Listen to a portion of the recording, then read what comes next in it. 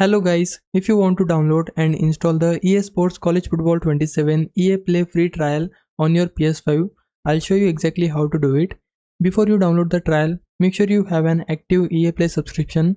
To check that, open the PlayStation Store, then go to subscriptions and confirm that your EA Play membership is active. Once you have verified that, head back to the PS5 home screen and select the search icon in the top right corner. In the search bar, type in College Football 27. When EA Sports College Football 27 appears in the results, select it to open the games page. On the game page, you should see the game trial option. Select it and then choose download to start installing the EA Play free trial on your PS5. Just wait for the download to finish and you'll be able to launch the game and enjoy the EA Play trial. And that's all you need to do to download and install the EA Sports College Football 27 EA Play free trial on your PlayStation 5.